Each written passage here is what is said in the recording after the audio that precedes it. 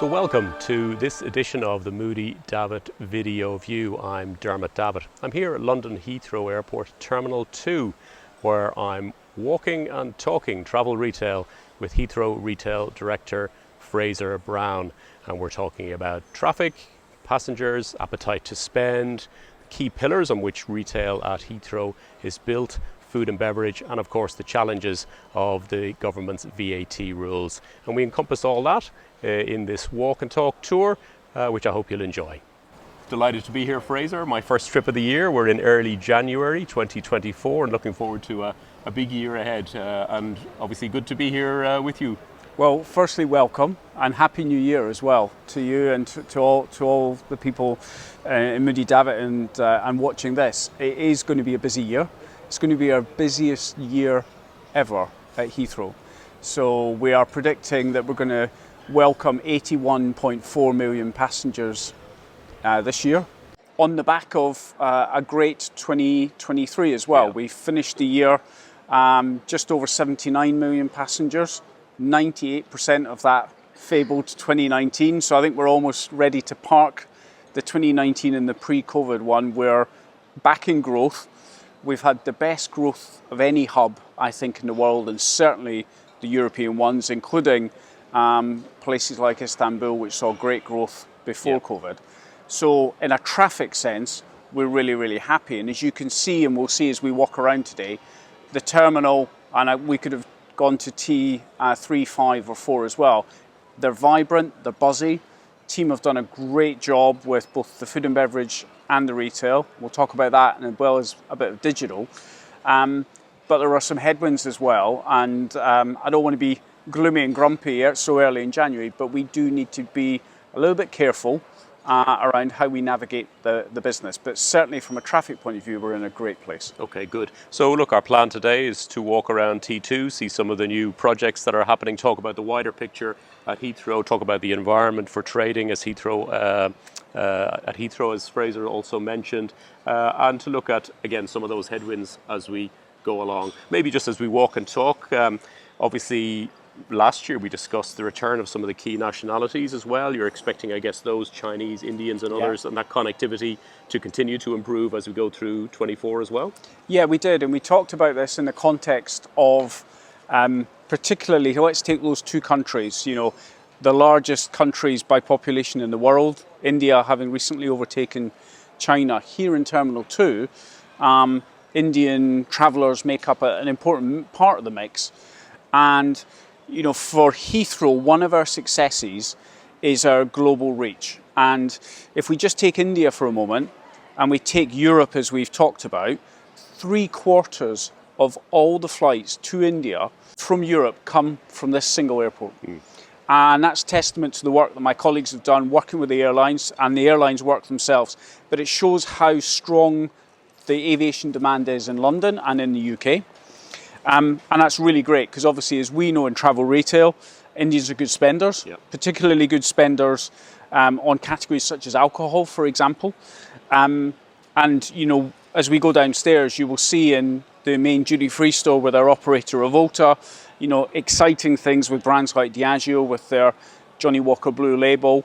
We'll see with Moët and Hennessy, again operated by our duty-free operator Revolta, a great standalone Glenmorangie store that we opened last year. Those are good examples of the team working with the brands, the retailer, to make sure that we curate the offer properly. You know, good travel retail stuff. That hasn't changed in 2023 or now in 2024. If we turn to China, Chinese traffic at Heathrow is back. And I'm not going to qualify that statement at all. So, you know, we had 12 destinations to mainland China before the pandemic. We've got 12 today. We had about 80 flights a week before the pandemic. We've got 80 flights today. It's not our largest market, clearly, in volume terms, but we all know the value to travel retail of the Chinese traveller. But here's one of the headwinds that we've talked about. Those Chinese travellers were big purchasers in luxury, big purchasers in cosmetics, big purchasers in skincare. They have come back, as I say, unequivocally, but they are not spending. And you've heard me say before, and unfortunately the situation as we into 2024 hasn't changed, the fact that the UK government requires us to charge VAT to those passengers, and indeed to all our passengers, for those types of goods, where every other country pretty much in the world doesn't, is an absolute act of economic kind of vandalism to the business that we've got. We've described it as a tourist tax, and that's one of the things that continues to be a significant headwind, Dermot. And where we are today is we're obviously trying to work really hard with the brands, with the retailers, to do the best we possibly can.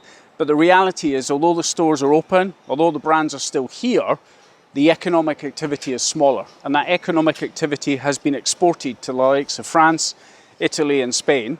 And we've seen that in the numbers. You know, operators such as Global Blue, who track credit card spend and VAT refunds, are seeing fantastic growth in France, in Italy and in Spain. And that growth is to the detriment of the UK, not just here at Heathrow, but you know, my colleagues in travel retail, with the high street businesses, the businesses like Bicester, Central London, but equally regional airports, regional cities where there's lots of inbound tourism in the UK, places, my hometown of Edinburgh, but places like Oxford and Cambridge as well. So it's a real headwind, and we call again on the government. They've got another opportunity in 2 months' time on the 6th of March, when the Chancellor, the Finance Minister of the UK government, makes his budget to change the policy, to bring back, which is what we're asking for, VAT-free in airports and ports, and to kind of further starting on a proper digital VAT refund scheme for high street retailers. High street retailers, you know, like JD Sports, who we've welcomed here, you know, they could be selling a lot more in their Oxford Street store, they could be selling more in their Edinburgh Princes Street store to tourists if they were able to offer VAT-free. Yeah, and so that's obviously perhaps the biggest issue, one of the biggest issues facing you in terms of the spending patterns that you're seeing here at the airport. Again, as you say, calling on the government to act very soon.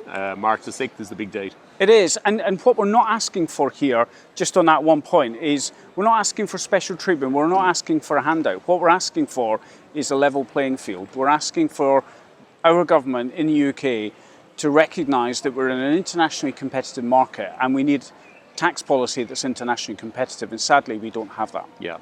As we're here, just looking around, you can see some of those high street businesses that I just referred to. So we've got Ted Baker Accessorise. JD Sport is one of the businesses that we brought back actually. When you and I last walked around here in 2021, it was just coming into construction. And what we're trying to do with those businesses is have a pricing policy recognising the VAT challenge that is still attractive to passengers. So those businesses will have their full high street offer, so it's not outlet range, it's the latest stock, but they will be offering it to passengers, or they are offering it to passengers at 10% off. So that's one of the examples in terms of how we work with pricing around the categories to try to make ourselves competitive in this post-tax environment. We very much hope that the government finally listens and changes the policy, but of course as a responsible business, I need to work with the team and with the partners with the set of rules that we've got, whether we like them or not, and I've clearly stated we don't. But doing things like that is really important. Working on the food and beverage sense with a brand in front of us here like Pret to make sure that they charge a fair price for a very high quality product that consumers recognise in the food and beverage category is important.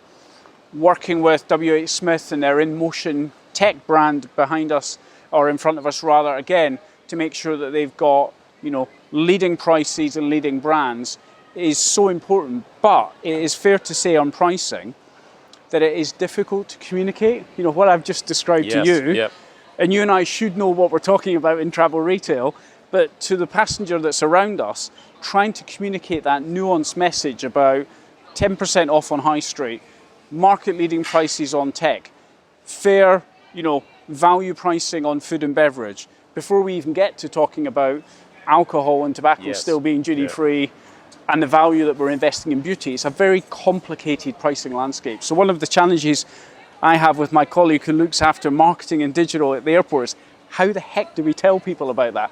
it's quite tricky. Yeah, and there's no such thing, as we said before, as a one price system No. anymore. You've got obviously duty free on its own, but again, the issue around VAT in many locations here in across the fashion to beauty to tech ranges. Exactly. It exists. And you can see, sorry to cut, and you can see if we just pan around here, you know, what one of our retailers, as I say, like W. Smith is doing, trying to be very clear at the front of the store.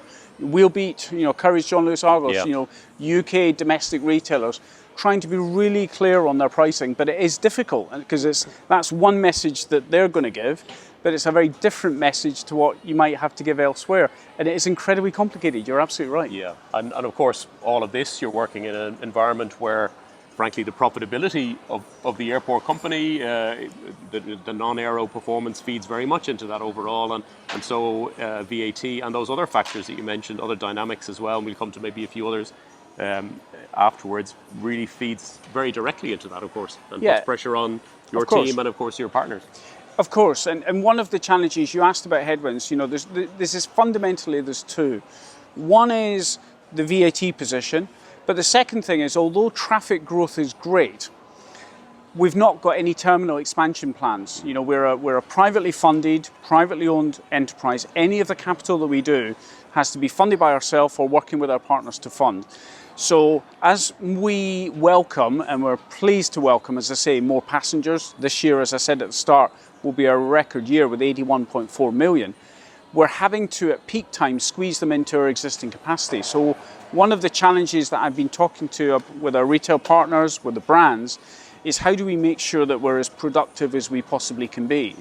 Because actually, not only are we having to deal with a record number of passengers with their existing footprint, but actually on the margin, we're losing a little bit of space, because as you and I walk through security today, we were chatting about the fact that our security program, as with all other UK airports, is ongoing, very much live, to move to the new security equipment that you don't need to take your laptop out, don't need to take your liquids out, which is great from a passenger service point of view, but is actually quite space hungry. So in Terminal 5 and in a little bit of Terminal 3 and in Terminal 4, we're having to, on the margin, eat into some of our commercial space. If I was in Terminal 5 today, I would show you a food and beverage unit and a foreign exchange unit, which is shut, literally, over the weekend, as our colleagues in security start to build out that. And that means actually not only are we having to deliver more passengers with the same space, but marginally less.